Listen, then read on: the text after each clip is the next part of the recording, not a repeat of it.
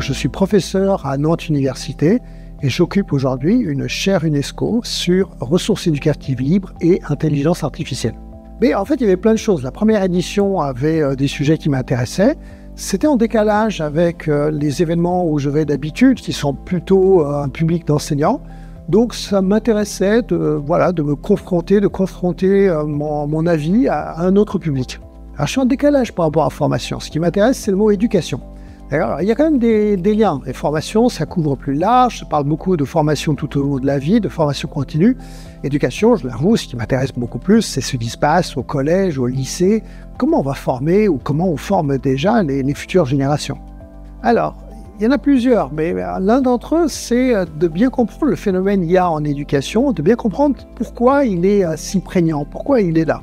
Alors, il est là parce qu'il y a beaucoup d'argent sur la table, il y a beaucoup de gens qui ont envie de faire de l'éducation un marché. Donc ça c'est vraiment la première chose. Mais il est là aussi parce que, entre guillemets, ça marche. Ça marche, ça veut dire que des élèves, des enseignants, moins d'enseignants que d'élèves quand même, ont l'impression que ça résout leurs problèmes. Le problème, c'est que c'est une impression. D'accord ? Et mon avis, ce que j'ai essayé d'expliquer, c'est ce décalage entre l'impression qui est « ça marche, ça me fait gagner du temps » et quelque part l'absurdité de cela, c'est-à-dire à quoi ça sert d'apprendre plus vite.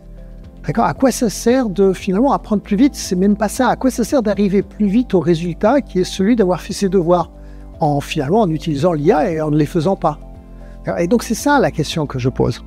L'IA est de toute façon un invité qu'on n'avait pas prévu. D'ailleurs, il y a le banquet de l'éducation et puis est arrivé un invité qui nous incommode. On ne sait pas très bien comment le faire. Il a pris la parole et puis il parle très fort à un bout de la table. Il a tout de suite des gens qui refusent de parler avec l'invité, d'autres qui veulent parler avec cet invité. Moi, il faut qu'on prenne le temps. De toute façon, on ne fera pas partir. Ça semble à peu près évident. Et il va falloir trouver la façon que ça devienne une chance. C'est-à-dire faisons-en quelque chose d'utile. En partie, on comprend très bien qu'on n'a pas envie d'aller trop vite sur une technologie dont on ne sait pas l'essentiel. On ne sait pas si c'est vraiment utile pour apprendre. Qu'on puisse dire c'est utile pour aller plus vite, ça semble clair, mais encore. Alors, mais est-ce que c'est utile pour apprendre? Est-ce qu'on va apprendre mieux? Est-ce qu'on va aller plus loin dans l'apprentissage avec? Donc, des enseignants qui résistent, ça existe. Alors, ça n'empêche pas qu'il y a des IA qui peuvent apporter des choses. Toutes les IA ne se valent pas.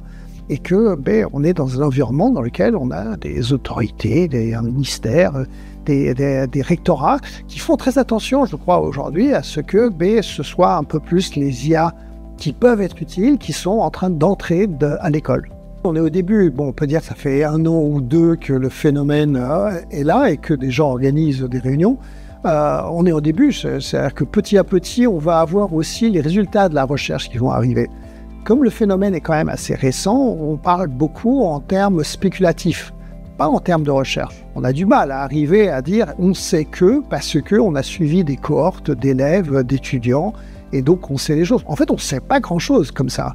Les cohortes n'existent pas, il va falloir savoir dans 5 ans. Donc il faut malheureusement à la fois laisser du temps au temps, parce que c'est comme ça que fonctionne la recherche, mais il faut aussi en même temps aller vite parce que le phénomène est déjà là et qu'il faut faire face.